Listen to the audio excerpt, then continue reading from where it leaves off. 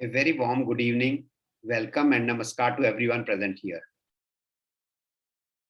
Gita is still apt and applicable in recent times. Although it was composed and narrated in ancient times some 5,000 years ago. Gita talks about contemporary issues and provides us with solutions. Arvind ji कुछ आवाज में eco है, पता नहीं कुछ गड़बड़ है। हाँ सर, किसी के यहाँ से दो डिवाइसेस हैं, वो प्रॉब्लम कर रही हैं।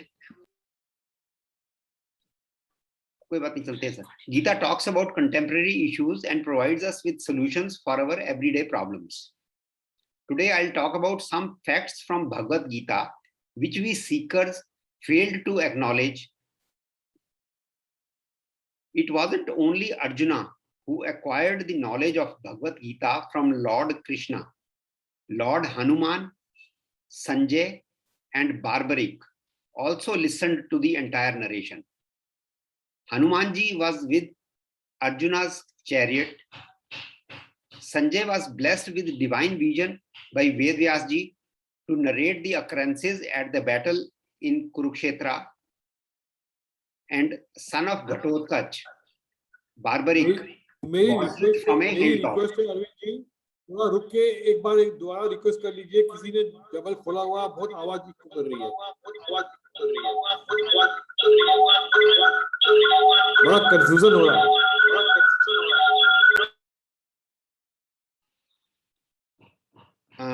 I was talking that it wasn't only Arjuna who acquired the knowledge of Bhagavad Gita from Lord Krishna.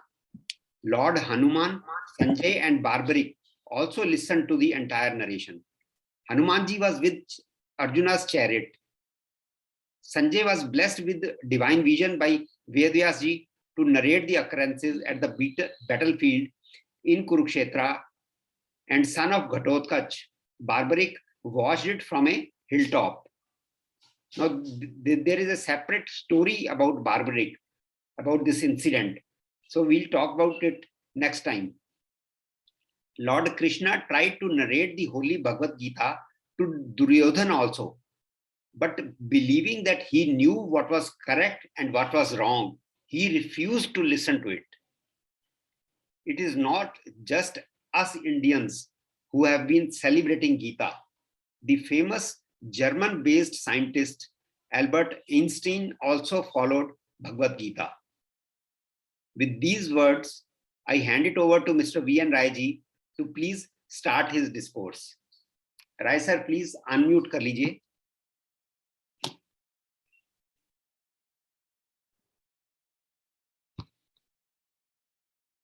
Yes. शांताकारं भुजगशयनं पद्मनाभं सुरेशं विश्वाधारं गगनसदृशं मेघवर्णं शुभांगं लक्ष्मीकान्तं कमलनयनं योगिविध्यानगम्यं वन्दे विष्णु भवभयहरं सर्वलोकैकनाथं यं ब्रह्मा वरुणेन्द्र रुद्रमरुतः अस्तुन्वन्ति दिव्यैस्तवैः देवैः साङ्गपदक्रमोपनिषदैः गायन्ति यं सामगा ध्यानावस्थित तद्गतेन मनसा पश्यन्त्यं योगिनः ये न विदुषुर असुरगणा देवाय तस्मै नमः। प्रविश्य की जय सब काजा हृदय राखी कौशलपुर राजा गरल सुधारि पुकर मिटाई गोपद सिंधु अनल सितलाई गरुण सुमेर रेणु समताई राम कृपा कर चितवा जाई जय जय श्री राम।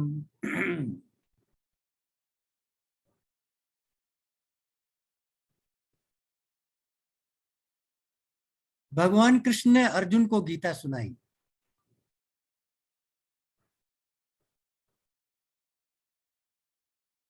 एक अध्याय से लेकर 10वें अध्याय तक भगवान ने अपनी विभूतियों का वर्णन किया।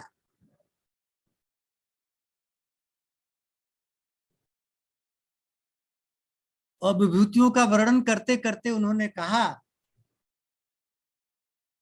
कि पांडवा नाम धनंजय अस्मि, ये मेरी विभूति है, पांडवों में मैं ही धनंजय हूं। इसलिए पहले समझ के चलना चाहिए कि अर्जुन है कौन।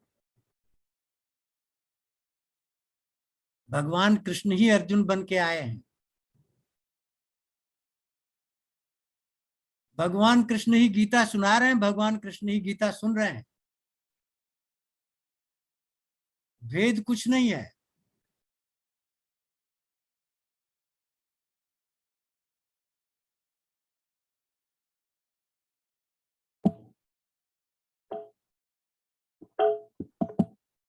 चार चीजों को समझ लेना बहुत जरूरी है, तभी गीता समझ में आएगी। ये चार क्या हैं और इनके रिलेशन क्या है।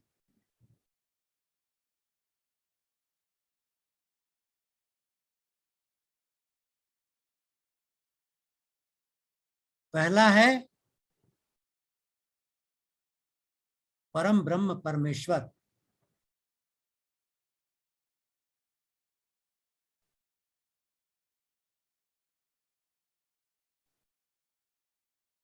दूसरा है परमेश्वर की शक्तियां।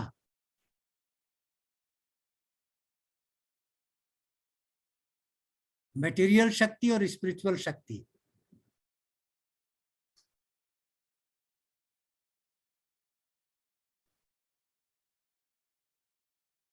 तीसरा है ये संसार।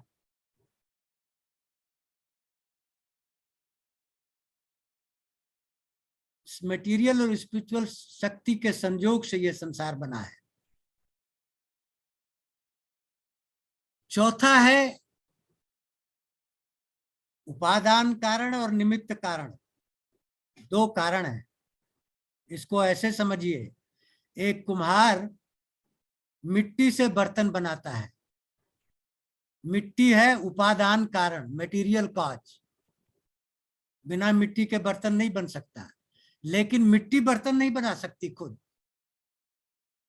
बर्तन बनाने के लिए कुम्हार चाहिए, इसको कहते हैं निमित्त, जिसकी अध्यक्षता में मिट्टी से बर्तन बनाया जाए।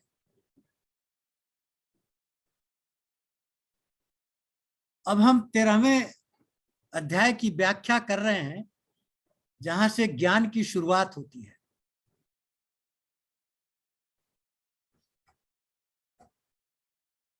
मोक्ष केवल ज्ञान से ही मिलता है और कोई साधन नहीं है। लेकिन ज्ञान के साधन है कर्म और भक्ति। ज्ञान भक्ति से भी मिल सकता है और ज्ञान कर्म योग से भी मिल सकता है।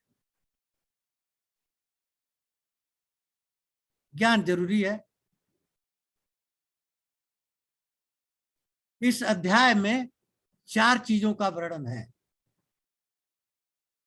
क्षेत्र, क्षेत्रज्ञ, ज्ञान, ज्ञेय।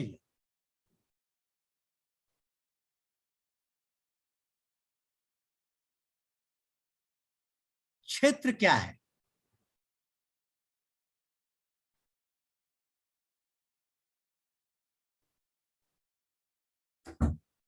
क्षेत्र ये शरीर है।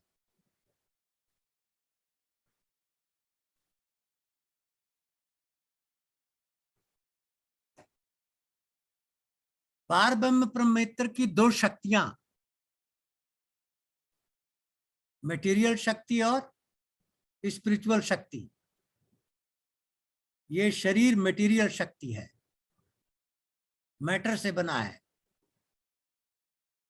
चितिजल पावक गगन समीरा, पंच रचितय अदम शरीरा।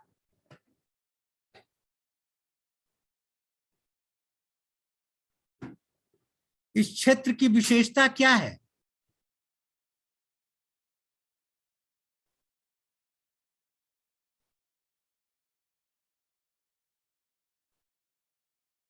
सांख्य योग के अनुसार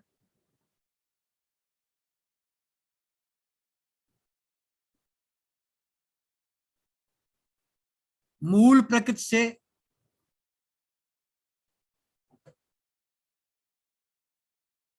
महतत्व बना, महतत्व से अंतःकरण निकले, तमस अहंकार निकला, जिससे ये क्षेत्र बना शरीर। रजस अहंकार निकला, जिससे क्रिया करने वाली इंद्रियां बनी। सात्विक अहंकार मिला, जिससे अंतःकरण बने, मनचित बुद्धि अहंकार।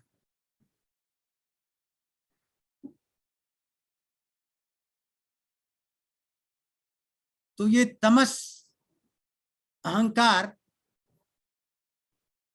को 13वें चैप्टर में कहा, महाभूत अहंकारो बुद्धि अव्यक्त एवच इंद्रियाणि दशक चैव पंच इंद्रिय गोचरा इच्छा द्वेषम सुखम दुखम संघात धृति चेतना। ये सारे मिलके क्षेत्र बनते हैं।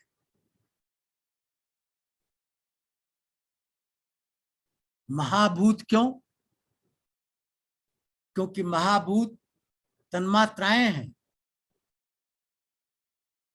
गंध जिसमें विकार होकर के पृथ्वी बनी, स्वाद जिसमें विकार होकर के जल बना, स्वरूप जिसमें विकार होकर अग्नि बनी, स्पर्श जिसमें विकार होकर के पवन बने, शब्द जिसमें विकार होकर के आकाश बना। तो महाभूत अहंकार पंच इंद्रिय गोचर, इसमें प्रकृति की विकृति जो हो रही है, मूल प्रकृति का जो परिवर्तन हो रहा है, उसमें जो विकृत हो रही है, उसके 7 तत्व हैं, 5 तन्मात्राएं,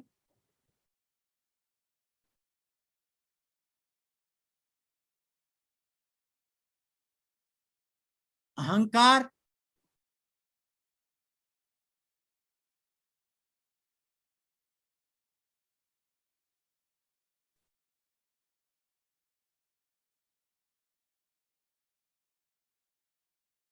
और महत्त्व। ये 7 जो है प्रकृति की विकृति हैं। और इसके अलावा 10 इंद्रियां, मन, 5 इंद्रियों के विषय, ये 16 के 16 विकृति हैं, विकृत की विकृति है।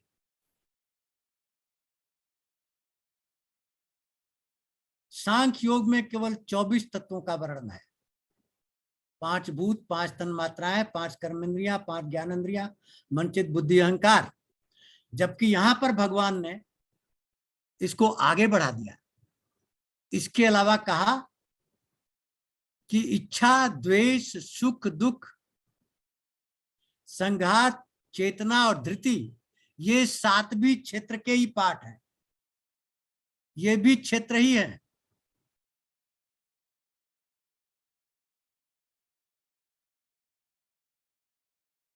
क्षेत्र क्या है? खेत है। खेत में खेती कौन करता है? खेतिहर, किसान। तो किसान खेत की पूरी जानकारी रखता है। यहां क्षेत्रज्ञ क्षेत्र की पूरी जानकारी रखता है। जो इस क्षेत्र को जाने उसको कहते हैं क्षेत्रज्ञ।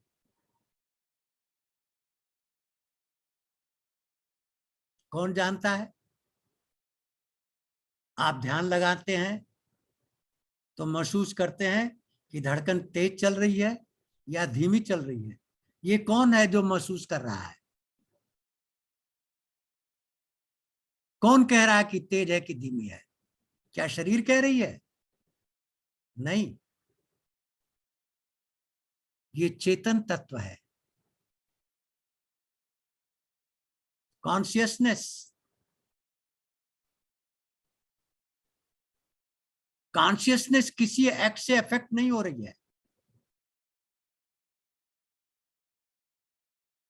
उसके ऊपर किसी का प्रभाव नहीं है। और वो देख रही है, वो जान रही है सबको। उसको कहते हैं क्षेत्रज्ञ। और उस कॉन्शियसनेस को भी एक सुपर कॉन्शियसनेस जानती है,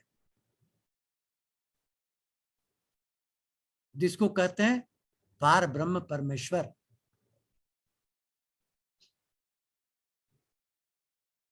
तो 1 से 6 श्लोक तक भगवान ने क्षेत्र की व्याख्या की है। महाभूत अहंकारो बुद्धि अव्यक्तेव च। और कहा कि पहले भी वेदों में इसका वर्णन है, उपनिषदों में इसका वर्णन है, मुनियों ने इसको गाया, ब्रह्म सूत्र में इसका वर्णन है। ये कोई नई बात मैं नहीं बता रहा हूं अर्जुन। फिर बोला कि इस चीज को समझने के लिए अर्जुन ज्ञान चाहिए। तो 7 से लेके 11 श्लोक तक जो 21 गुण बताए हैं उन्हीं से ज्ञान मिलेगा। अमानित्वम, अदम्भित्वम, अहिंसा, शांति, आर्जवम, आचार्योपासनम, शौचम, ऐश्वर्यम, आत्मविनिग्रह, इंद्रिया अर्थेषु वैराग्यम, अहंकारम एवच, जन्म मृत्यु जरा व्याधि, दुष्दोष अनुदर्शनम, आसक्ति अनभिसंगम, पुत्र धारा गृहस्थो, नित्यम च समचित्तत्वम, इष्ट अनिष्ट उपत्तो, मयि च अनन्य योगेन व्यक्ति अव्यभिचारी, विविक्त देश सेवितम, अरतिर्जन संसति, अध्यात्म ज्ञान नित्यत्वम, तत्व ज्ञान अर्थ दर्शनम, एतत् ज्ञानम अन्यथा अज्ञानम। इन 21 चीजों से ज्ञान मिलता है, अन्यथा चीजों से अज्ञान मिलता है। किन चीजों से ज्ञान मिलता है? अमानित्व को ज्ञान मिलता है, जिसको घमंड ना हो। घमंड आ गया तो ज्ञानी नहीं है, वो मूर्ख है, फ्रॉड है। अमानित्वम, अदम्भित्वम, दम्भ आ गया तो ज्ञानी नहीं है, अज्ञानी है। हिंसा करता है, दुख देता है, मनसा वाचा कर्मणा से, ज्ञानी नहीं हो सकता।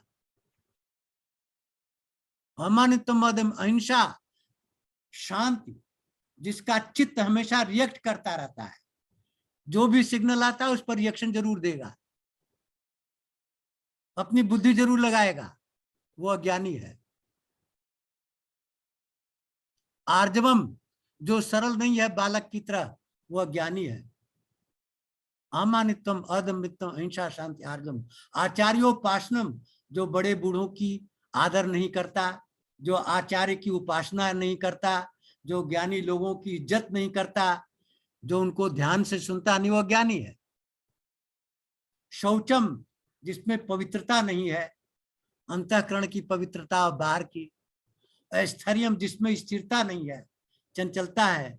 आत्म विनिग्रह, जिसने इंद्रियों और मन को वश में नहीं कर रखा है। इंद्रिया अर्थेषु वैराग्यम, इंद्रियों के विषयों में जिसको वैराग्य नहीं।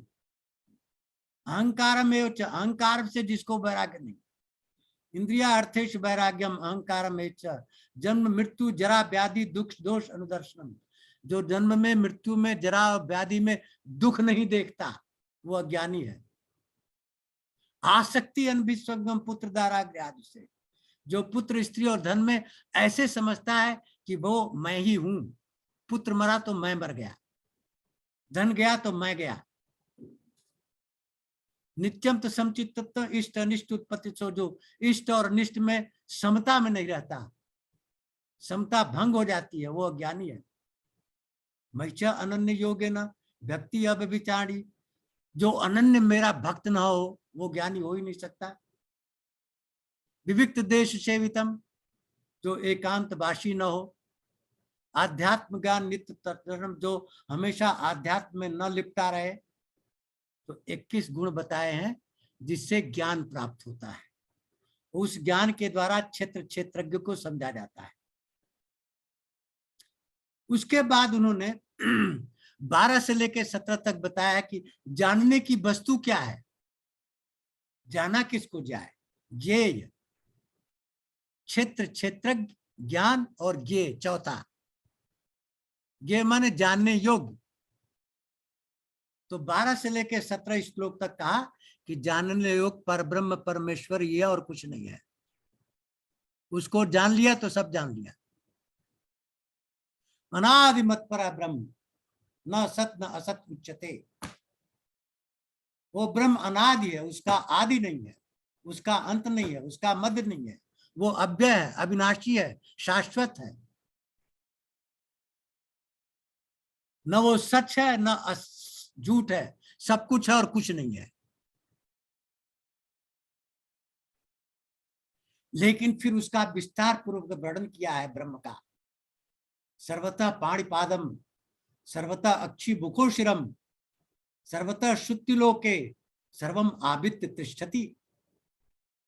सब जगह हाथ पैर हैं उसके, जो दिख नहीं रहे हैं, सब जगह है मुंह उसका जो दिख नहीं रहा, सब जगह आंख है उसकी जो दिख नहीं रही, सब जगह कान है उसका जो दिख नहीं है, सबको ढक के बैठा हुआ है जो दिख नहीं रहा।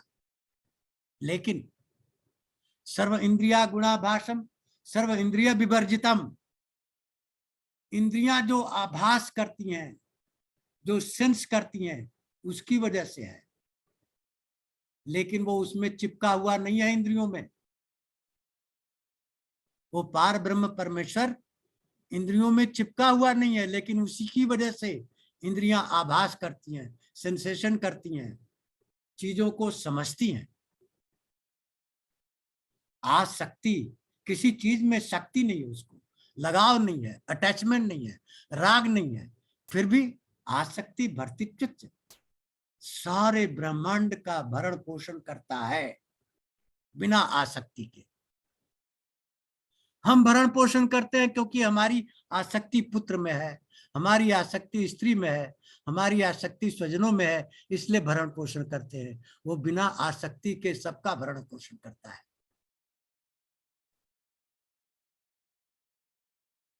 निर्गुण गुण भुक्तत्वा, कोई गुण नहीं है उसके अंदर, लेकिन सभी गुणों को भोगता है।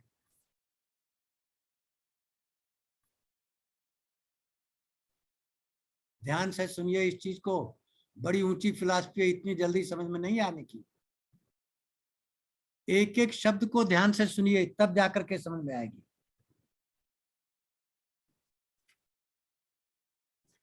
बहिरंतश्च भूतानाम चरम अचरम एव च, हरेक भूत, भूत माने पंच तत्व, भूत माने प्राणी नहीं। गीता शास्त्र उठा के देखेंगे जितने सब में लिखा हुआ प्राणी, वो गलत है। इसलिए मैं आपको कहता हूं केवल शंकर की गीता पढ़िए, ऑथेंटिक यही है। सभी भूतों के अंदर भी है और बाहर भी है, पत्थर के अंदर भी है, पानी के अंदर भी है, अग्नि के अंदर भी है, हवा के अंदर भी है, हवा के बाहर भी है, जल के अंदर भी है, जल के बाहर भी है, पृथ्वी के अंदर भी है, पृथ्वी के बाहर भी है, आकाश के अंदर भी है, आकाश के बाहर भी है। क्यों? क्योंकि छोटे से भी छोटा है। छोटे से छोटा रहेगा तभी तो छोटे में घुसेगा, घुसने के लिए छोटा बनना पड़ेगा और ढकने के लिए बड़ा पड़ना पड़ेगा। सबको ढका हुआ है और सबके अंदर है।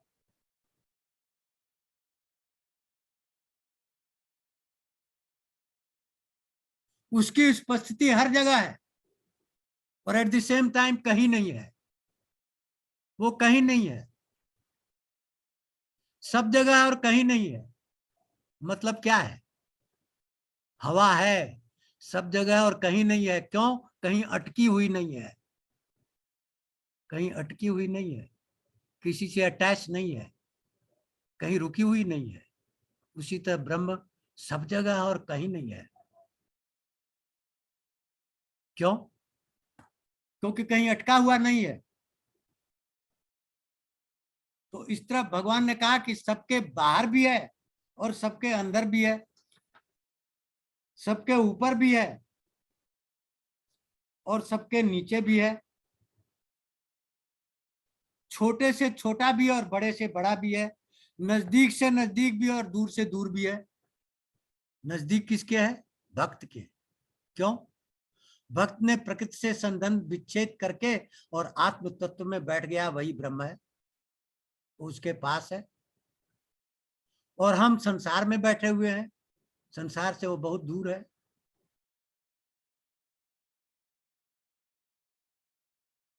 इसलिए कह रहे हैं दूर से दूर और नजदीक से नजदीक।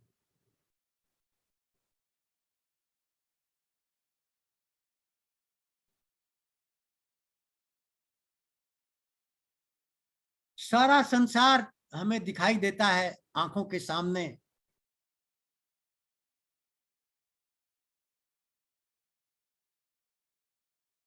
कहते हैं 84 लाख योनियां हैं, पेड़ है, पौधे हैं, पक्षी हैं, कीड़े मकोड़े हैं, मनुष्य है, जानवर है, राक्षस हैं, यक्ष हैं, गंधर्व हैं, सब अलग अलग दिख रहे हैं। भगवान अर्जुन से कह रहे हैं दिख रहे हैं अर्जुन, लेकिन अलग है नहीं।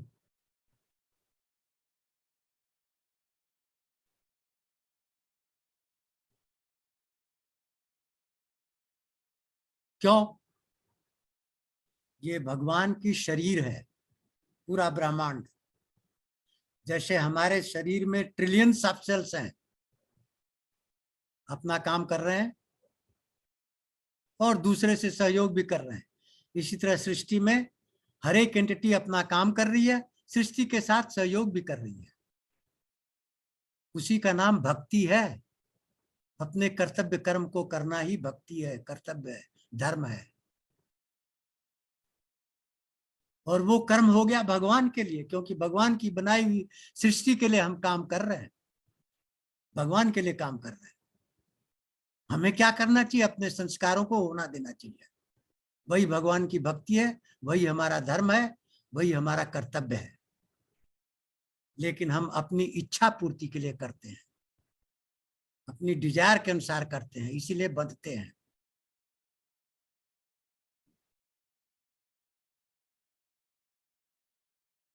सारा ब्रह्मांड दिखाई देता है अलग अलग, लेकिन है नहीं, सब एक दूसरे से जुड़े हुए हैं।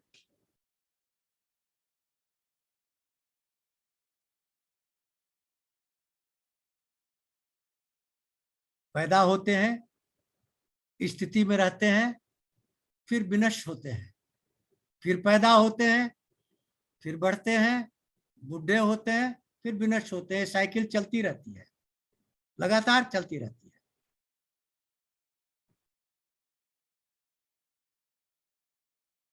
और परब्रह्म क्या है? ज्योतिषाम अपि तत् ज्योति, सारी ज्योतियों की ज्योति है। अग्नि की ज्योति, चांद की ज्योति, सूर्य की ज्योति। कौन है सूर्य के पीछे जो 600 मिलियन ईयर से प्रकाश दिए जा रहा है? कमी नहीं हो रही। अगर मैटर से हो रहा है तो मैटर तो खत्म हो जाना चाहिए था, कुछ तो कमी आनी चाहिए थी। ऐसा नहीं है। पीछे ब्रह्म खड़ा है, अनादि है, उसका कोई आदि नहीं है, कोई अंत नहीं है, कोई सीमा नहीं है। वो ज्योति दिए जा रहा है सूर्य को और चांद को और अग्नि को, और सबके हृदय में बैठा हुआ है।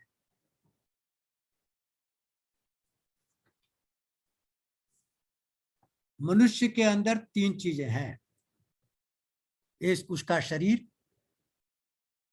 दूसरी जीवात्मा, और तीसरा ब्रह्म तत्व।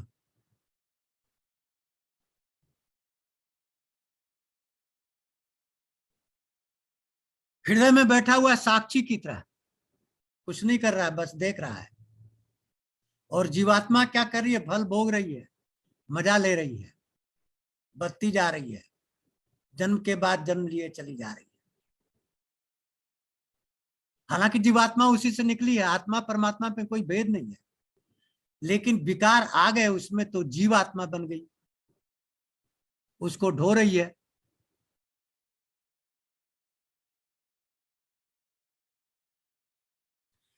जो मनुष्य, जो भक्त इस चीज को जान लेता है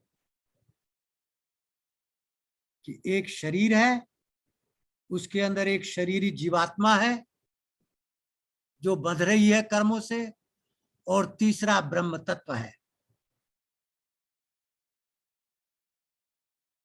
जब असली उसके ज्ञान में ये आ जाता है तो फिर वो प्रकृति से अपना संबंध विच्छेद कर लेता है,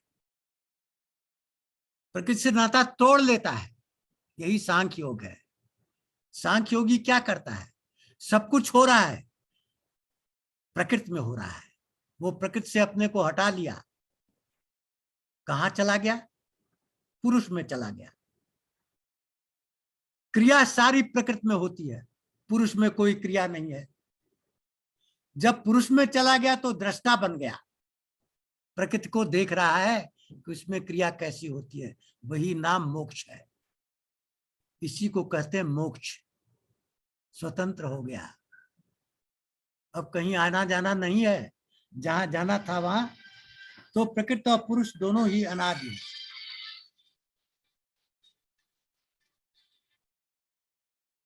मैं थोड़ी देर में करूंगा, ठीक है।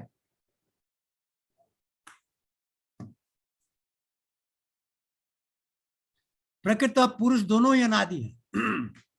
क्यों अनादि है? क्योंकि प्रकृति तो ब्रह्म की शक्ति है ना। आपकी शक्ति आपसे अलग कैसे हो सकती है? तो ब्रह्म की शक्ति तब से है जब से ब्रह्म है।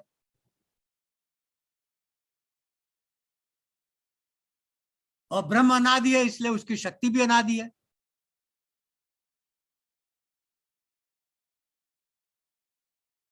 लेकिन क्रिया सारी प्रकृति में हो रही है, पुरुष में कोई क्रिया नहीं है।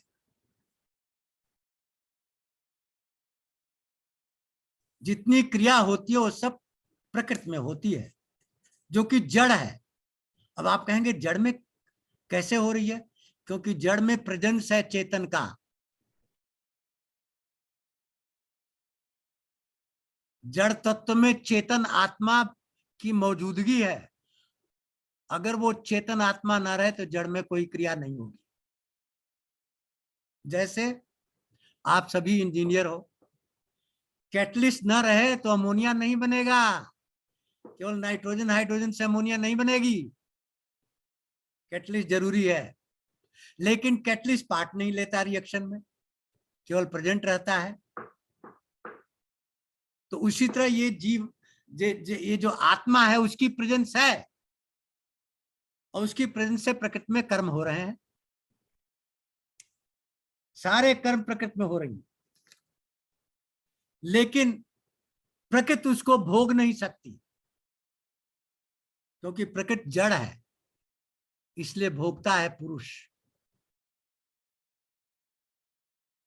कर्म करती है प्रकृति और भोगता है पुरुष। प्रकृति भोग नहीं सकती, क्योंकि प्रकृति के अंदर ताकत नहीं है भोगने की। पुरुष भोगता है, क्योंकि पुरुष प्रकृति में बैठा हुआ है।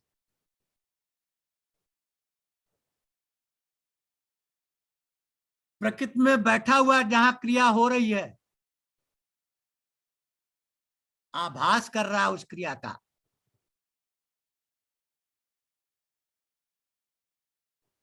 अनुभव कर रहा है उस क्रिया को। उसी को कहते हैं भोगना।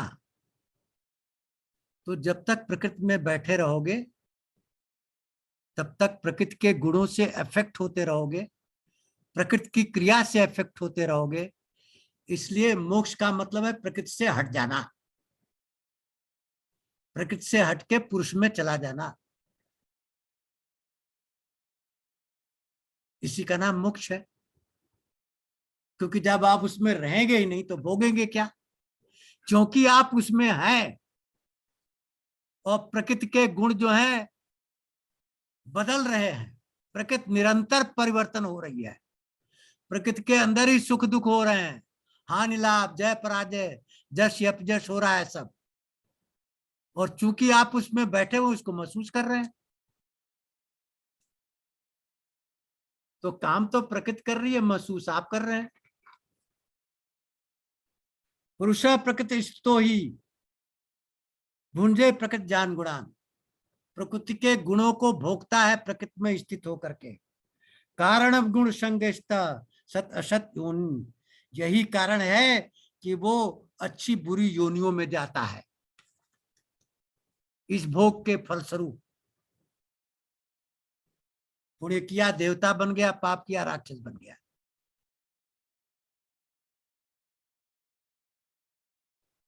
लेकिन जो तीसरा तत्व है वहां बैठा हुआ पार ब्रह्म परमेश्वर, वो साक्षी है, सुपर कंप्यूटर है, सबका हिसाब किताब रख रहा है। देख रहा है कौन क्या कर रहा है, हिसाब किताब रहा है। हिसाब किताब नहीं रहेगा तो इतनी सारी योनियां कैसे होंगी? किसको कहाँ जाना है, कब जाना है, कौन सी शरीर मिलेगी, कौन सी इंद्रियां मिलेगी, कैसा मन मिलेगा, कैसी बुद्धि मिलेगी, कैसा अहंकार मिलेगा, कैसा संस्कार मिलेगा, ये सब कैसे तय होता है? कर्मों से। हमारे कर्म तय करते हैं कौन सी योनि मिलेगी। मेढक बनेंगे, केंचुआ बनेंगे, क्या बनेंगे?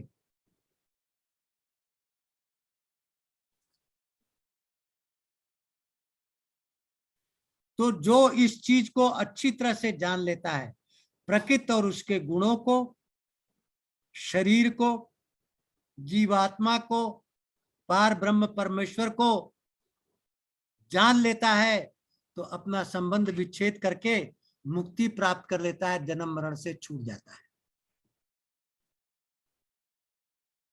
कैसे करता है?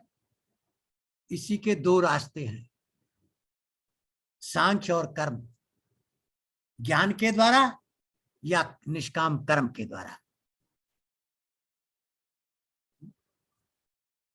अब भगवान ने इस चैप्टर में थोड़ा इसको और विस्तार पूर्वक बता दिया कि दो ही रास्ते नहीं है, ये 4 सीढ़ियां हैं इसकी।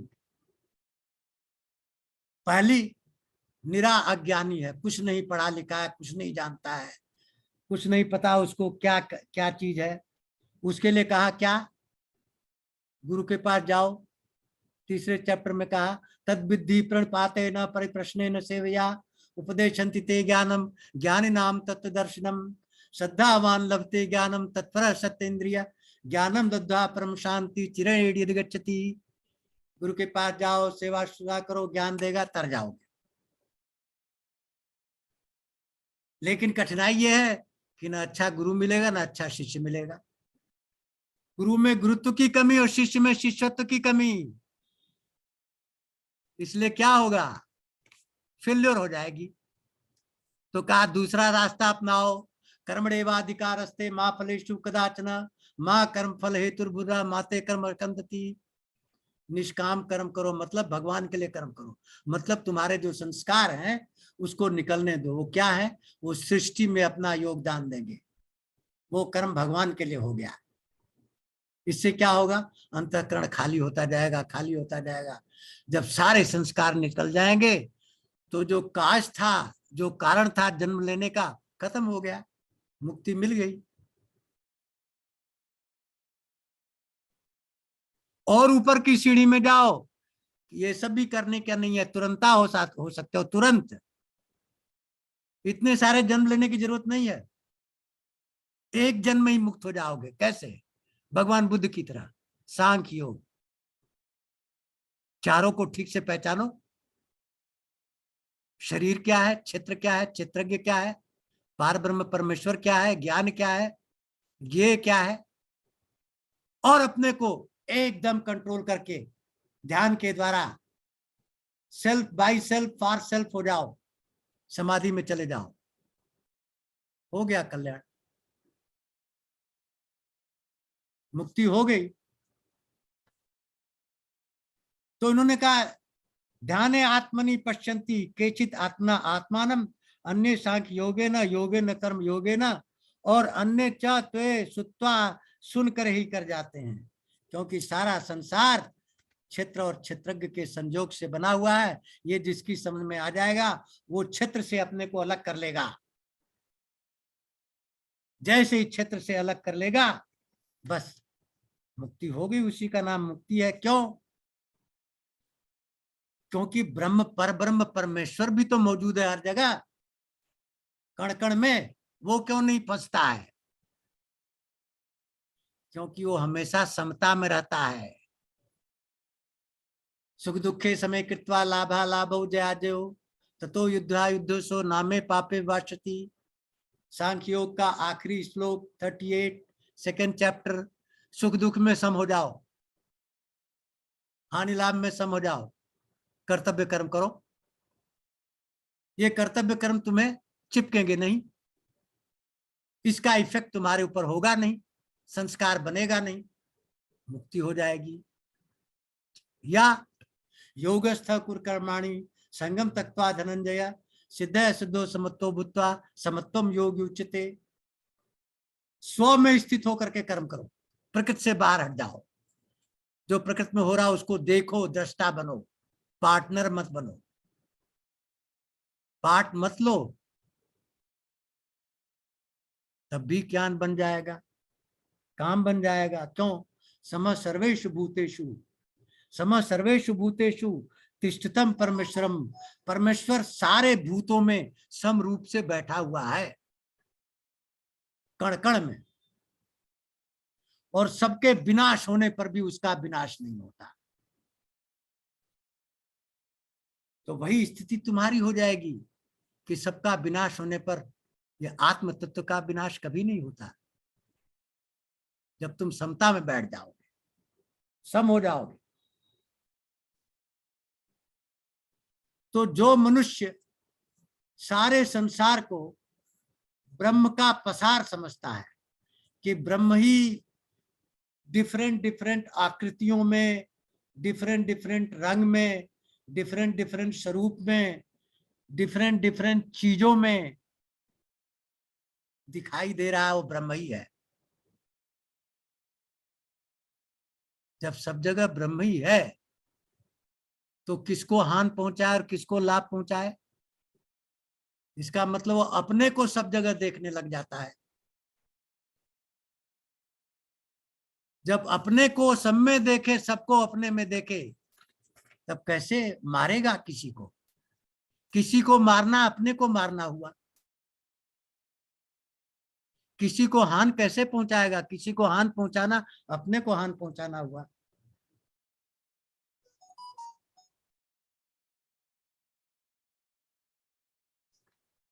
तो जब ये समझ में आ जाता है कि प्रकृति ही सारी कर्म कर रही है, पुरुष का उससे कोई लेना देना नहीं है, लेकिन पुरुष उसमें बैठ करके एंजॉय कर रहा है, इसलिए फंस रहा है, तो पुरुष को वहां से हट जाना चाहिए, प्रकृति से संबंध विच्छेद कर लेना चाहिए। कैसे? जो कुछ हो उस पर रिएक्शन नहीं देना चाहिए। और हम झट से रिएक्शन देते हैं, देखते हैं तब रिएक्शन देते हैं, सुनते हैं तब रिएक्शन देते हैं, सूंघते हैं तब रिएक्शन देते हैं, चखते हैं तब रिएक्शन देते हैं, छूते हैं तब रिएक्शन देते हैं। हर चीज में रिएक्शन रिएक्शन रिएक्शन रिएक्शन, 24 घंटे रिएक्शन ही तो दे रहे हैं, इसलिए फंसते जा रहे हैं। रिएक्शन देना बंद करो, इसी का नाम है वैराग्य, इसी का अभ्यास करो। अभ्यास और वैराग्य से मुक्ति मिलेगी। किसका अभ्यास करो? छोड़ने का। किस चीज को छोड़ने का? Reaction. Do not react to a situation, just be the spectator. That is possible only when you control your indriyas and your man and your buddhi. शरीर, इंद्रिया, मन, बुद्धि को कंट्रोल में रखो, उनके बस में मत रहो, उनको बस में रखो। वो रिएक्शन देना चाहेंगी, उनको कहो चुप रहो, बैठो बैठो चुपचाप, समता में रहो। यही यही फार्मूला है। इसको रोज प्रैक्टिस करिए जिंदगी में। रिएक्शन करना बंद कर दीजिए।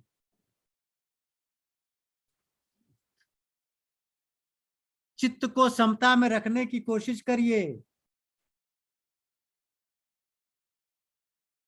जैसे पार ब्रह्म परमेश्वर हर एक कण कण में मौजूद है, कहीं नहीं जिसकी उपस्थिति ना हो,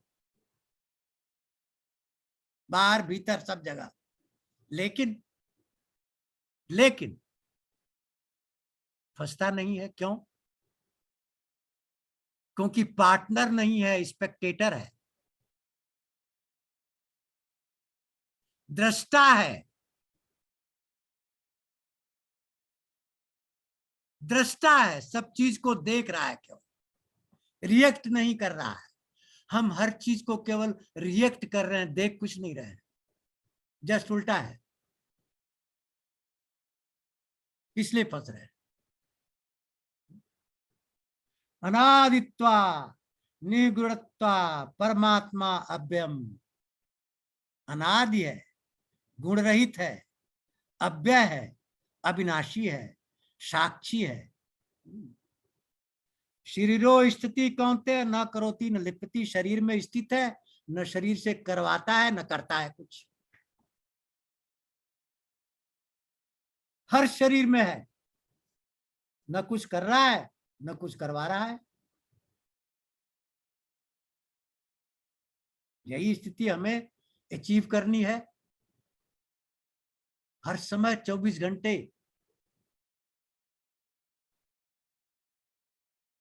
रिएक्शन को अवॉइड करना है, प्रतिक्रिया को अवॉइड करना है, प्रैक्टिस करना है, छोड़ना है रिएक्शन को। कैसे? भगवान कैसे लिप्त नहीं होता, उसका उदाहरण बहुत अच्छा दिया। सारा संसार इस आकाश के अंदर है, वायु भी आकाश के अंदर है, लेकिन आकाश को कोई छू रहा है? क्या गंध आकाश को छू रही है? क्या स्वाद आकाश को छू रहा है? नहीं। क्यों? इतना सूक्ष्म है कि वहां तक पहुंच ही नहीं पाएगा। तो समझो आकाश का भी कोई आकाश है। वो कौन है? पार ब्रह्म परमेश्वर। वो उससे भी सूक्ष्म है। आकाश का आकाश है। तब आकाश में कोई हलचल नहीं होती किसी चीज की।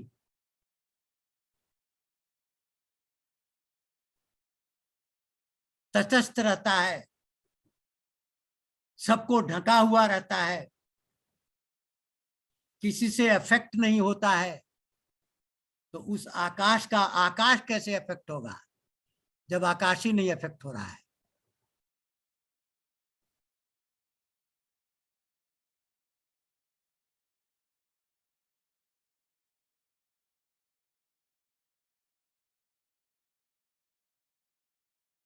और उसका एक बहुत बढ़िया दूसरा उदाहरण दिया है भगवान ने।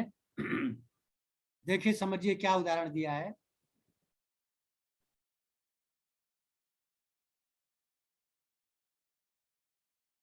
ये सारा संसार परब्रह्म परमात्मा का पसार है, विस्तार है, और कुछ नहीं है।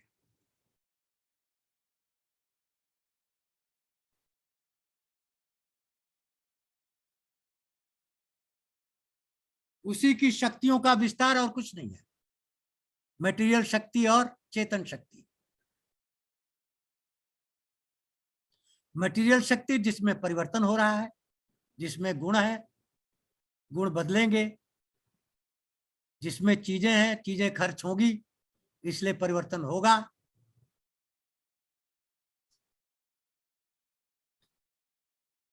कॉन्शियसनेस किसी चीज की नहीं बनी है, किसी मैटर की नहीं बनी है, इसलिए उसमें परिवर्तन का सवाल ही नहीं उठता, उसमें बदलाव का सवाल ही नहीं उठता। जो पार ब्रह्म परमेश्वर जैसे एक ही सूर्य पूरे ब्रह्मांड को प्रकाशित कर रहा है,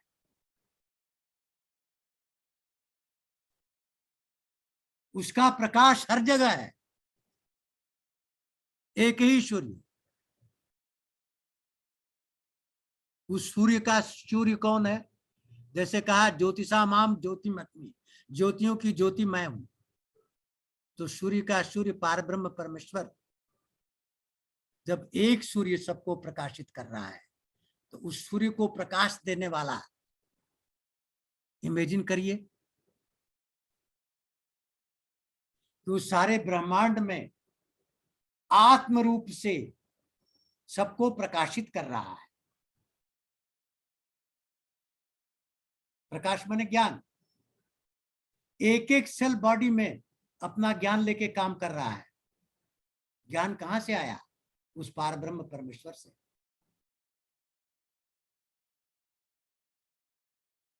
जैसे सूर्य से प्रकाश आया, उसी तरह ज्ञान उस पार ब्रह्म परमेश्वर से एक एक सेल में बॉडी के वो ज्ञान है कि हमें करना क्या है।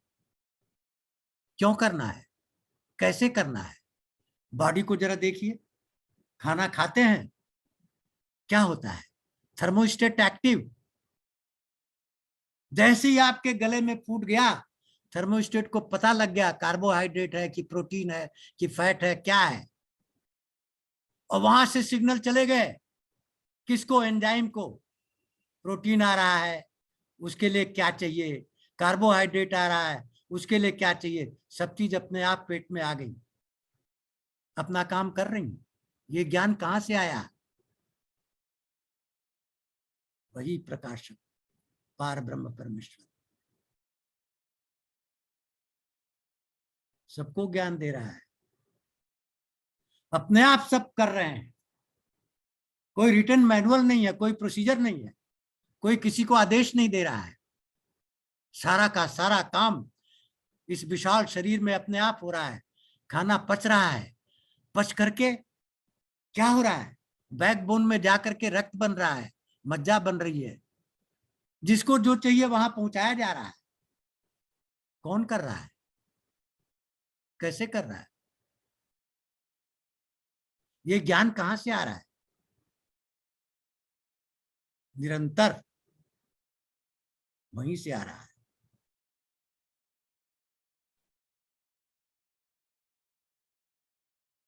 वहीं से ये ज्ञान आ रहा है। एक ही ब्रह्म उसी तरह ब्रह्मांड को प्रकाशित किया, जैसे एक ही सूर्य ब्रह्मांड को प्रकाशित किया है।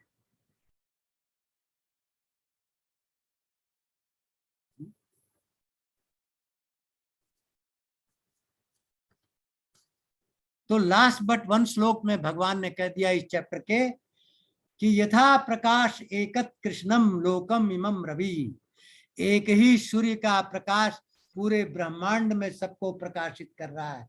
किसको? क्षेत्रम क्षेत्री तथा कृष्णम प्रकाशयति भारत। क्षेत्र को भी प्रकाशित कर रहा है, क्षेत्रज्ञ को भी प्रकाशित कर रहा है। पार ब्रह्म परमेश्वर आत्म तत्व को भी प्रकाशित कर रहा है और अनात्म तत्व को भी प्रकाशित कर रहा है।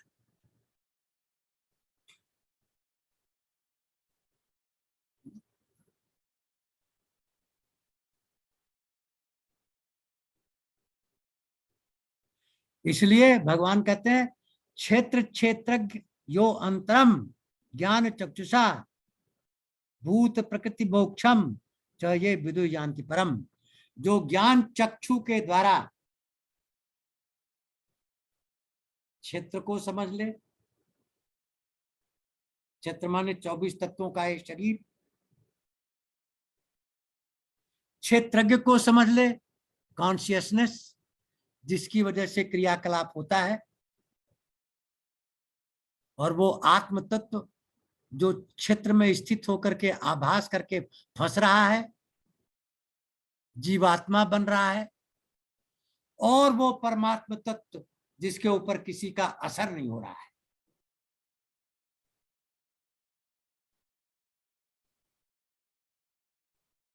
ज्ञान चक्षु के द्वारा जब ये समझ में आ जाता है तो प्रकृति से संबंध विच्छेद करके आत्म तत्व स्व में स्थित हो जाता है, अपने में, और जन्म मरण से छूट जाता है। जन्म मरण क्यों होता है? अच्छी बुरी योनि क्यों होती है? अपने कर्मों से। कर्म कौन करता है? प्रकृति। लेकिन फंसता कौन है? जीवात्मा। क्यों फंसती है? क्योंकि वो अपने को क्षेत्र समझ लेती है, आत्मा अपने को शरीर समझ लेती है, जबकि दोनों की जाति अलग है। एक जड़ है, दूसरा चेतन है। जड़ चेतन कैसे मिल सकते हैं? मिल नहीं सकते। लेकिन आभास करती है, उस शरीर में बैठ करके आभास करती है, मजा लेती है, और वही संस्कार बनते हैं, वही संस्कार कारण बनते हैं जन्म का। छुटकारा क्या है? संस्कारों को खत्म करना। कैसे खत्म करना? या तो सांख्य योग के द्वारा एक क्षण में जला देना, अपने को प्रकृति से संबंध विच्छेद कर देना, स्व में स्थित हो जाना, 24 घंटे समता में रहना, ठूठ की तरह रहना, एक लकड़ी की तरह जिसके ऊपर किसी का असर न हो। लेकिन इम्पॉसिबल है, इसलिए सरल तरीका कर्मयोग बताया। निष्काम कर्म करते रहो, इच्छा जनित कर्म मत करो तो फंसोगे नहीं, और जो पहले से कर्म है वो निकल जाएंगे। निकल जाएंगे तो वही कारण थे जन्म लेने का, और चले गए, खत्म हो गया। इतनी बड़ी फिलॉसफी भगवत गीता की इतने सरल शब्दों में भगवान कृष्ण ने बताया है कि कर्मण्येवाधिकारस्ते मा फलेषु कदाचन। बस यही निचोड़ है। अपने कर्तव्य कर्म को करो। कर्तव्य कर्म क्या है? संस्कार। संस्कार क्या है? जिसको करने में रुचि हो वो अपने आप निकलेगा, उसको निकालने की जरूरत नहीं है, वो निकलेगा, कोई रोक नहीं सकता उसको। जब वो निकले तो उसको होने दो, क्योंकि निकलेगा तो दो इफेक्ट देगा, अनुकूल और प्रतिकूल। हम क्या करते हैं? अनुकूल होता है तो हंसते हैं, सेलिब्रेट करते हैं, फंस जाते हैं। फिर अपने को आइडेंटिफाई कर लिया उससे, जुड़ गए उससे, वो संस्कार बन के फिर वापस आ गया। या हमारे प्रतिकूल हुआ तो हम रोना चालू किए, फिर आइडेंटिफाई कर लिए, फिर वो संस्कार बन के आ गया। जब इस प्रक्रिया से दूर हो जाएंगे, न सुख न दुख, न लाभ न हानि, न जय न पराजय, न यश न अपयश, ये सब मिथ्या ज्ञान है। इसको छोड़ दो, जो हो रहा है उसको होने दो।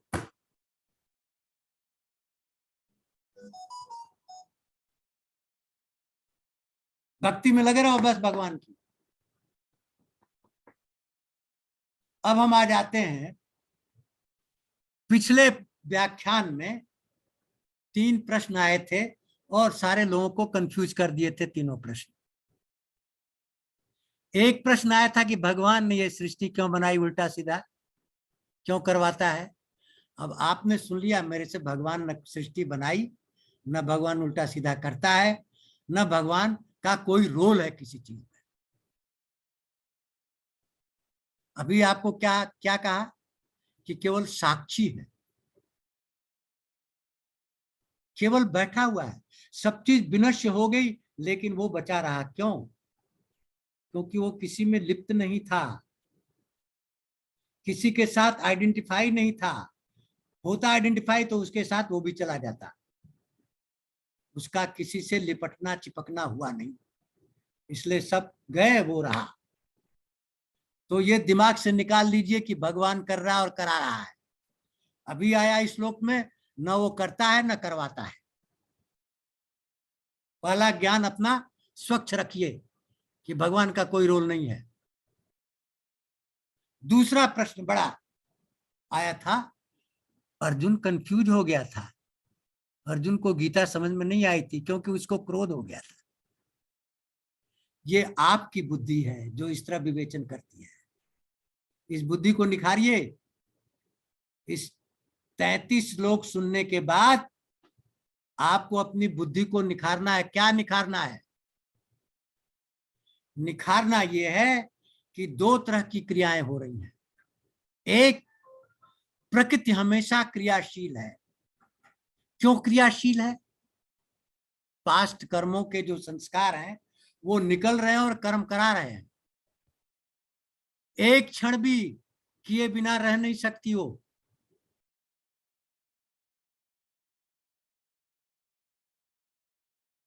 चौबीस घंटे प्रकृति में कर्म हो रहे हैं अनवरत।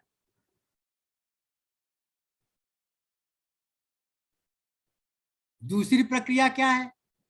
जब ये जीवात्मा उस कर्म से आइडेंटिफाई कर लेती है तब बंध जाती है, और आइडेंटिफाई नहीं करती, तटस्थ हो जाती है। बत्ती नहीं है, क्रिया हो रही है लेकिन इसका कोई लेना देना नहीं है। तो अर्जुन को क्रोध किया नहीं अर्जुन ने, अर्जुन को क्रोध हो गया। प्रकृति कर रही है क्रोध, अर्जुन नहीं क्रोध कर रहा है। डिस्टिंग्विश करो बिटवीन द टू। प्रकृति करेगी, क्यों करेगी? क्योंकि अंदर संस्कार भरे हैं, वो निकलेंगे। तुम्हें क्या करना है? उससे दूरी बनाना है, उसके साथ अपने को जोड़ना नहीं है। अर्जुन जोड़ नहीं रहा है। गीता सुनने के बाद 11 चैप्टर में विश्वरूप दर्शन करने के बाद अर्जुन कहते हैं विगतो ममम स्नेह, हमारे सारे अंधकार दूर हो गए, सारे अज्ञान दूर हो गए, सारा मोह दूर हो गया। पहले कहता था मैं मारूंगा कैसे गुरुजी को, मैं मारूंगा कैसे दादाजी को, और दादाजी को छलनी बना दिया है, बाणों की सैया पर लटा दिया है। जिस दादाजी से एक बाण नहीं चलाना चाहता था, हजारों बाण मार के उनको सैया पर लिटा दिया, वही अर्जुन। क्यों? क्योंकि अर्जुन ने नहीं किया ये। इस भ्रम में नहीं रहो कि अर्जुन ने मारा। अर्जुन ने कुछ नहीं किया है।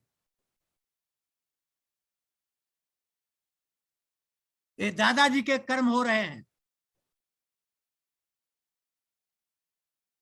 जैसे कर्म किए हैं वैसे भोग रहे हैं। अर्जुन का इसमें कोई रोल नहीं है, इसमें केवल रोल प्रकृति का है। अर्जुन का रोल नहीं है इसमें, क्योंकि अर्जुन तो अब तटस्थ हो गया।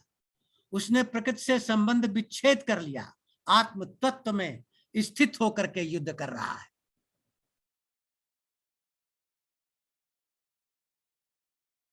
अर्जुन प्रकृति में है ही नहीं। तो जब अर्जुन प्रकृति में है नहीं तो क्रोध किसको हो रहा है? प्रकृति को हो रहा है। प्रकृति क्रोध कर रही है, अर्जुन का उससे लेना देना नहीं है। प्रकृति निकल रही है। इसलिए इस गूढ़ तत्व को पकड़िए कि दो तरह के मनुष्य इस संसार में घूम रहे हैं। दोनों की क्रिया एक जैसी दिखती है, एक ज्ञानी और एक अज्ञानी। दोनों की क्रियाएं एक जैसी दिख रही हैं। फर्क क्या है? अज्ञानी उस क्रिया में है और ज्ञानी का उस क्रिया से कोई लेना देना नहीं है। दिख रहा है कि ज्ञानी भी क्रिया कर रहा है लेकिन कर नहीं रहा है, वो उसके निकल रहे हैं। प्रकृति निकल रही है। जब तक वो जिंदा रहेगा प्रकृति निकलती रहेगी, और जब सारी खत्म हो जाएगी तब उसको मुक्ति मिल जाएगी। निकलना बंद, प्रक्रिया बंद, अब कुछ रहा ही नहीं निकलने के लिए। इसलिए वो कहां चला गया? आत्म तत्व परमात्म तत्व में विलीन हो गया। जैसे गंगा समुद्र में जा करके और विलीन हो जाती है, गंगा का अस्तित्व खत्म हो गया। समझिए इस गूढ़ तत्व को। कंफ्यूज मत होइए कि अर्जुन को मोह हो रहा है, अर्जुन ये कर रहा है, अर्जुन वो कर रहा है। अर्जुन कुछ नहीं कर रहा है। गीता सुनने के बाद अर्जुन जो है वो आत्म तत्व में स्थित होकर के युद्ध कर रहा है, भगवान में पूरी श्रद्धा और विश्वास के साथ।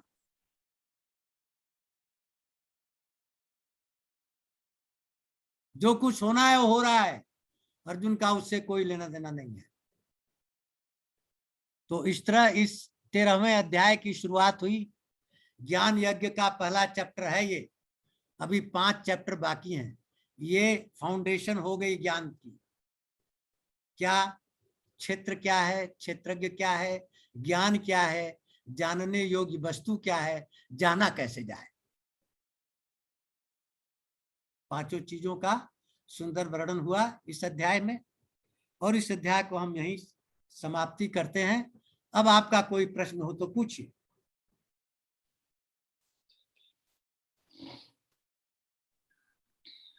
अग्रवाल साहब बहुत मुस्कुरा रहे हैं। मिसेस ग्रोवर मंद मुस्कुरान। अनम्यूट करके आप प्रश्न पूछिए अपना मिसेस ग्रोवर। हाँ, आप मुस्कुराए क्यों, ये तो बताइए। नमस्कार। मेरे को समझ आज बहुत आया पहले से, लेकिन मुझे लगता है कि अगर आप कहते हैं कि अर्जुन को क्रोध आ गया था, मैंने किसी को थप्पड़ मार दिया, मैंने कहा मुझे आ गया था, ये तो मतलब ये जनरल लैंग्वेज में वो क्योंकि आत्मज्ञान में आ गया था, ठीक है, लेकिन सब लोग अभी आत्मज्ञान में नहीं है, पर वो इस बात को कह सकते हैं कि मैंने उसको थप्पड़ मार दिया, मैंने मारा नहीं, वो संस्कार थे पिछले। तो इसकी तो फिर कोई सोल्यूशन नहीं हुआ ना लाइफ में, ये तो ऐसे तो दुनिया नहीं चलेगी ना। जब आपने कहा कि मैंने थप्पड़ मार दिया, तो थप्पड़ किसने मारा? आपने मारा। तो ऐसे क्रोध भी तो अर्जुन ने किया। नहीं किया, अर्जुन ने मैं नहीं कहती हूँ किया। मैंने यही नहीं तो, मारा, यही आपको मैं समझा रहा चारों ने हूँ मारा। कि अर्जुन गीता सुनने के बाद आत्म तत्व में स्थित होकर के युद्ध कर रहा है।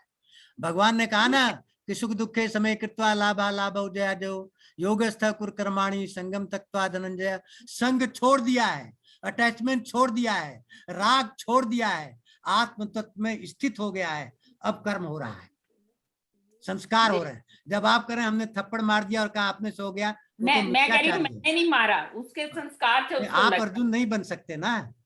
11 करोड़ में एक ही मैं अर्जुन समझ है, ये सभी बात, अर्जुन नहीं है। 11 करोड़ सेनाओं में केवल एक अर्जुन है और कोई अर्जुन नहीं है। क्यों? क्योंकि भगवान कृष्ण ही अर्जुन बन के आए हैं, इसलिए अर्जुन अर्जुन है। हाँ मैंने वो पढ़ा इसमें। और एक बात है, अगर हम रिएक्शन नहीं देंगे, जैसे कि आपने बोला, आपने कोई रिएक्शन नहीं देना, कोई गलत कर रहा है, कोई ठीक बच्चा गलत कर रहा है या कोई भी गलत कर रहा है, अगर हम उसमें रिएक्शन नहीं देंगे या और लोग नहीं देंगे तो इम्प्रूवमेंट कैसे आएगी? आप क्या दुनिया इम्प्रूव में कर सकते हैं उसको? भगवान भी तो नहीं, भगवान भी तो आप इम्प्रूव किसी किया। को, सुनिए मेरी बात, जो कर्म करके आया है वो कर्म भोगेगा। आप उसको सुधार नहीं सकते, उसमें छेड़छाड़ नहीं कर सकते, इसलिए ठीक है उसको सर, करने दीजिए जो कर रहा है। ये ऐसे दुनिया तो नहीं चल सकती ना। आप दुनिया, देखिए, इसीलिए तो दुनिया फंस रही है। दुनिया भगवान ने भी, इसीलिए एग्जिस्ट कर रही भगवान है कि दुनिया जो है गीता के ज्ञान को ही नकार देती है। नहीं नहीं, मुझे बिल्कुल ठीक लग रही है, लेकिन भगवान ने भी तो रिएक्शन दिया युद्ध में, जब उन्होंने बोला था मैं यही तो अस्त्र। आपका भ्रम है, इसी को तो मैं क्लैरिफाई किया कि भगवान और अर्जुन ने कोई कुछ नहीं किया। न भगवान ने कुछ किया, न अर्जुन ने कुछ किया। रिएक्शन तो दिया, कई नहीं बार दिया, reaction दिया युद्ध नहीं में। दिया। प्रकृति कर रही है, प्रकृति कर रही है, भगवान नहीं कर रहा है। तो फिर हम अब अपने लिए क्यों नहीं कहते ये बात प्रकृति कर रही है? इसलिए कि आप उसमें हो, आप जो भी कर्म कर रहे हो उसमें करो, मैं कर रहा हूं। ये आई आपका गया नहीं है, उनका आई जल चुका है। कृष्ण का और अर्जुन का आई खत्म हो चुका है, आपका आई अभी है। अगर आई जाने के बाद अगर कोई ऐसा कर्म करता है नहीं तो नहीं, हो, आई जाने के बाद कर्म होगा ही नहीं, आई ही तो कर्म कराता है। तो आई गया तो कर्म गया, समय उसने गुस्सा आई गया तो किया, कर्म गया। नहीं, जब कृष्ण ने भी एक दो बार ऐसा रिएक्शन दिया है, जब उन्होंने रथ उठा लिया गुस्से में, हाँ, जब, तो उस समय उनके आई होगा ना, तभी नहीं उन्होंने था। यही तो आपको समझ में नहीं आ रहा ना। जब आप भगवान कृष्ण को ही आई समझ रही हैं तो गीता कहाँ गई? मैं समझ नहीं रही, आप मैं ये खाली दिमाग से निकाल दो कि भगवान के और अर्जुन के अंदर अभी आई है, तब गीता समझ में आएगी। और जब वो आई खत्म हो गई तो हो क्या करा है कि प्रकृति के गुणों का संवाद हो रहा है। प्रकृति कर्म करती है, आत्मा कर्म नहीं करती। लेकिन वो दिखा अर्जुन तो और कृष्ण आत्मा हैं, प्रकृति से संबंध विच्छेद कर चुके हैं, प्रकृति में स्थित नहीं है, आत्म तत्व में स्थित है। लेकिन प्रकृति काम कर रही है।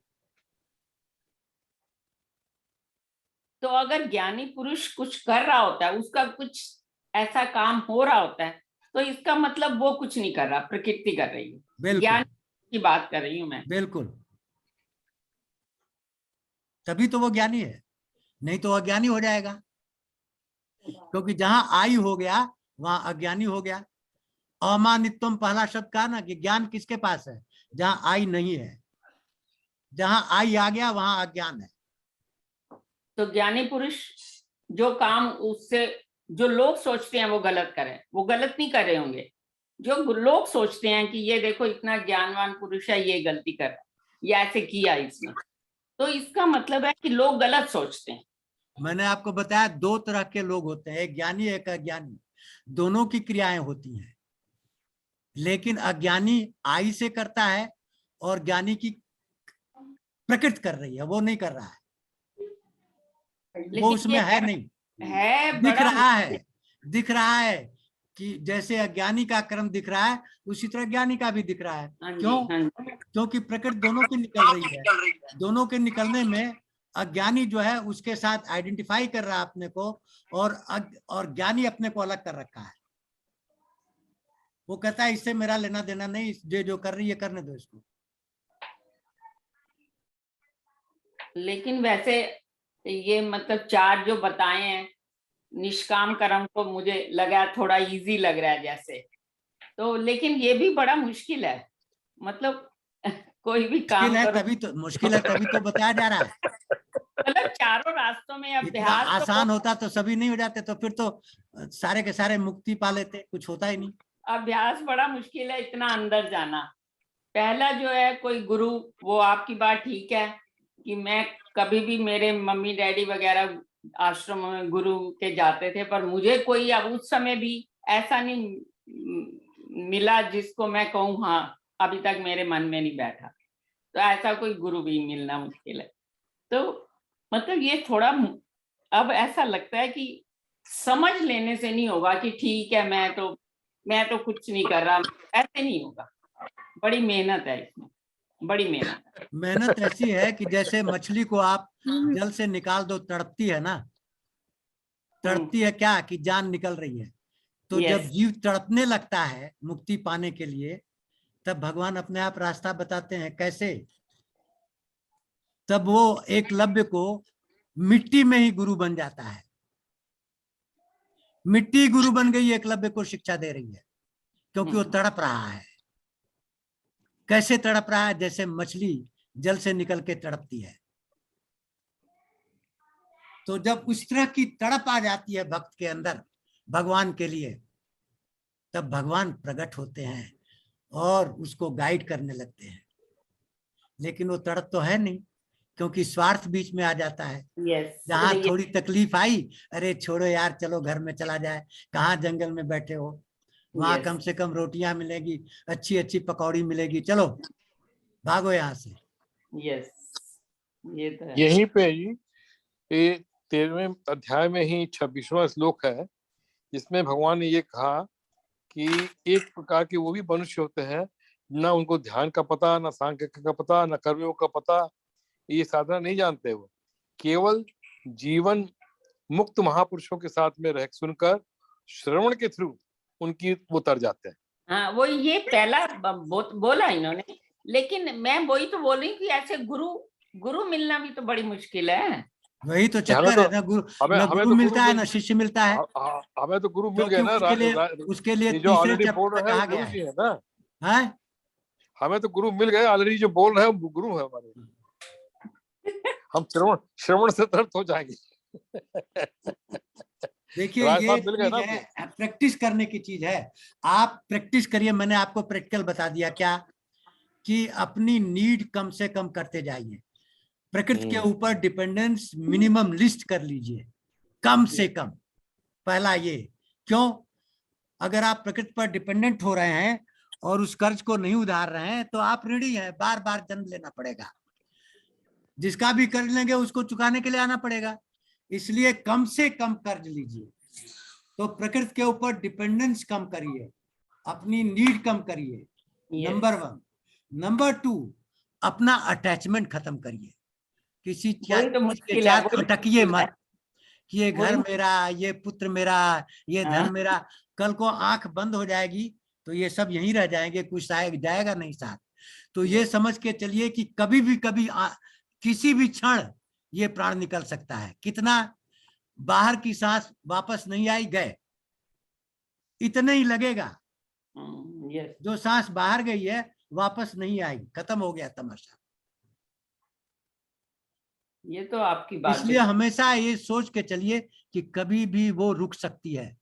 इसलिए क्या रखा है इन दिनों में, छोड़ो इन सबों को, इनसे राग मोह अभी से तोड़ना चालू कर दो। ये उदासी आए तो भगवान मिले ना, ये उदासी हाँ, आती करेक्ट। ये उदासी तो प्रैक्टिस करके आएगी ना, प्रैक्टिस तो करिए। नहीं नहीं हम मिसेज तो तो प्रैक्टिस बड़ी क्या करते हैं, ओ फला की बड़ी गाड़ी आई, वो तो मेरे से कम था, मैं उससे बड़ी गाड़ी लूंगा। फला का बड़ा बंगला बन गया, वो मेरे से कम था, मैं बड़ा बंगला बनाऊंगा। अब मैंने देखा अपने गुरु को, पाल पोथन जी को, जब मैं एफएसिटी में गया तो 2 कमरे के फ्लैट में रहते थे। जो 16 साल इफको के एमडी थे, इफको को बनाया था, 2 कमरे के फ्लैट में रहते थे, 2 चेयर थी, कोई नौकर नहीं था, उनकी वाइफ ही खाना बनाती थी। उनको देख के मन में इतनी ग्लानि आ गई अपने ऊपर कि देखो ये महात्मा जो है ये असली ऋषि हैं, ये मॉडर्न युग के ऋषि यही हैं। इन्हीं को देखकर आदर्श बनाओ अपने को। अपनी नीड कितनी कम कर ली, किसी चीज की जरूरत नहीं। उनका लड़का उस समय 60 लाख तनख्वाह पाता था मल्टीनेशनल कंपनी में, आके बोला पापा घर तोड़ के दूसरा बनाएंगे। बोला तुम अपना बनाओ, हमको नहीं चाहिए। कार तुम्हारी एक खटारा जो फिएट है उसको फेंक दो, नई कार दूंगा। बोला मुझे फिएट भी नहीं चाहिए, ये भी ले जाओ। ये देखो, प्रैक्टिस किया ना। उनको सरकार 10 साल तक एक्सटेंशन दे रही थी, चुपचाप गाड़ी में बैठे और सीधे केरल चले गए, हमारा काम हो गया। ये है, ये ऋषित्व क्यों आया? प्रैक्टिस से आया। जिंदगी भर उन्होंने प्रैक्टिस किया, त्याग, बलिदान, वैराग्य, अभ्यास। Yes yes. तब उस स्थिति में पहुंचे। उनको तो ये नहीं लग रहा था कि मैं इतने बड़े पोस्ट से रिटायर होकर के ऐसी जिंदगी जी रहा हूं, लोग क्या सोचेंगे। उसी कॉलोनी में लोग अच्छी तरह जी रहे थे, जो उनसे मुझे ऐसा नीचे रिटायर हो गए थे, उनके भी स्टैंडर्ड उनसे अच्छा थे। मुझे ऐसा फील होता है कि उदासीन होने के लिए बड़ी हिम्मत चाहिए। करेक्ट। वो जो मन है ना, वो फिर उस सुख को ढूंढने लगता है जो मेटीरियलिस्टिक है। वो सबसे बड़ी प्रॉब्लम होती है, अपना कंपैरिजन करना दूसरों से और संसार को देखना। तो इसका सबसे बड़ा उपाय है संसार को देखना बंद कर दो।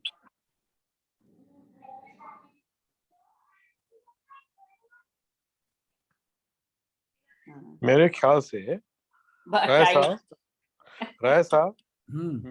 ऐसा है कि हम लोग शायद उस स्थिति में एकदम से नहीं पहुंच सकते, तो हो सकता है इस जन्म में कुछ दूर तक पहुंच जाए, अगला जन्म लेंगे फिर उसमें जा सुधरेंगे। कई जन्म लेने पड़ेंगे हमको तो। यस, मुझे भी ऐसा नींद तो पड़ जाएगी ना, आया अच्छी तो नींद पड़ जाएगी, में आ गए हैं। अगले जन्म में वहीं से पकड़ लेंगे, फिर आगे बढ़ जाएंगे। वही के एंड में आ गए हैं, तब जरा सा पढ़ना शुरू किया। तो वही है ना कि इस जन्म में हम कुछ आगे पहुंचेंगे और कुछ चलेंगे, एक दो पायदान ऊपर चढ़े, उसके बाद अगले जन्म में और ऊपर चढ़ जाएंगे। हो सकता है अगले जन्म तक हम निपट जाए, मोक्ष प्राप्त कर ले, फिर वो आदत बन जाएगी ऊपर चढ़ने की। हाँ, ऊपर चढ़ने की आदत बन जाएगी। सर ये केवल हैबिट की बात है। सर अगर मैं कहूं तो हम बड़ा लेट हो गए ये अपने गुरु से प्रसाद पाने में। 70 वर्ष निकाल दिए। सबसे बड़ी बात यहाँ है, अगर ये भाव, ये चीज हमको एक सही उम्र में कोई ऐसा मिल जाता तो शायद हम थोड़ा सा अपने इस जीवन में सुधार कर ले जाते। लेकिन आज मैं बड़ा मतलब इतना सम्मान हमारे में है राय साहब के लिए, लेकिन जो गीता की गहनता को आज इन्होंने इतने सरल शब्दों में दिमाग में डालने की, ये बहुत बड़ा योगदान है। और हमको तो आज उसकी गहनता का बस आभास हो पाया है आज के लेक्चर से। तो गुरुजी को मेरा प्रणाम है, और ये हमारा सौभाग्य है कि हमको राय साहब मिल गए हैं और चैप्टर 1 से शुरू होके 18 तक ले जा रहे हैं। शायद इसी दौरान में अभी भी बहुत कुछ हमारी समझ में आएगा हम सबके। बहुत बहुत अरुण जी, एक बात इसमें और भी है सर कि आपने भी जो कार्य किए वो कर्मयोग करते रहे आप। हाँ, ऐसा है, पता है ना कि तीनों चीजें एक साथ चलती है, ध्यान, कर्म और सारी चीजें एक साथ चल रही हैं। तो आपने जो शुरू की जिंदगी होती है, भगवान ने उसको कहा हुआ है कर्मयोग करो, उसके बाद कर्मयोग से धीरे धीरे करके ध्यान के ऊपर तरफ जाओ।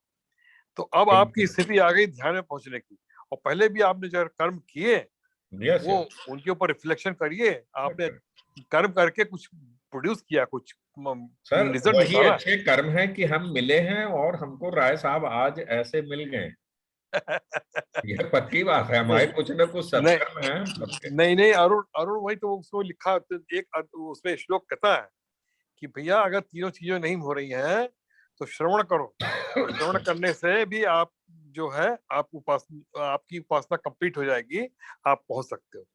तो हम लोग आज श्रवण कर रहे हैं, श्रवण करके भी वहां पहुंचने की कोशिश कर रहे हैं। कोशिश, यस। तो सारे स्टेप बाय स्टेप चले जा रहे हैं। यही पॉजिटिविटी चाहिए। देखिए हमारे सनातन धर्म में 4 आश्रम हैं, ब्रह्मचर्य, गृहस्थ, वानप्रस्थ, संन्यास। तो आपने ब्रह्मचर्य निभाया, विद्या अध्ययन किया, डिग्री ली, गृहस्थ निभाया, बच्चों को सेटल किया, समाज को योगदान दिया।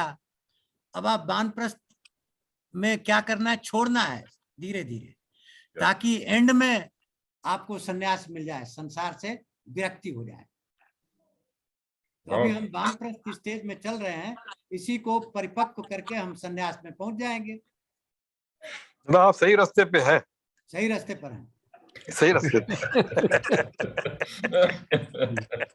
और अभी तक जो किया वो भी सही किया, अभी सही किया, क्योंकि आप सबने इतना बड़ा योगदान दिया है इस भारत देश के निर्माण में। इस भारत देश को आगे बढ़ाने में बहुत बड़ा योगदान है आप सबका, कम नहीं है।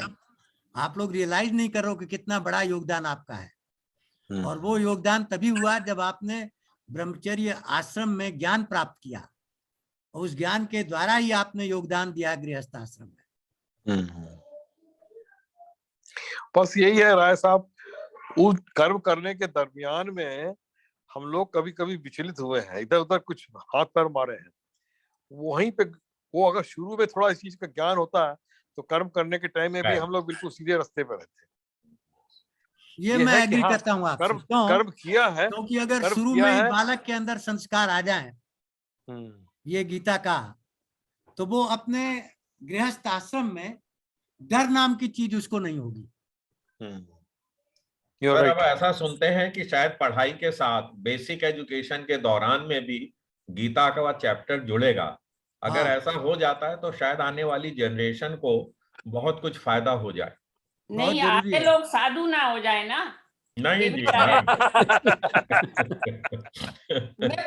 बात करें, साधु तो कोई हो ही नहीं पाएगा जब तक ये दुनिया है, होने नहीं देगी दुनिया।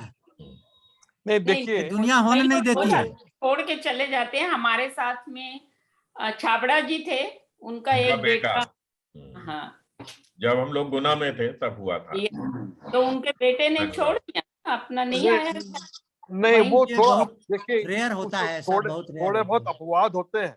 जैसे कि शंकराचार्य जी जो है वो शुरू से ही सन्यासी हो गए, विवेकानंद बहुत थोड़ी उम्र में हो गए। तो ये थोड़े अपवाद है, हर एक आदमी के साथ ऐसा नहीं। मैं कहूंगी संस्कार हैं पिछले, जो धीरे धीरे हाँ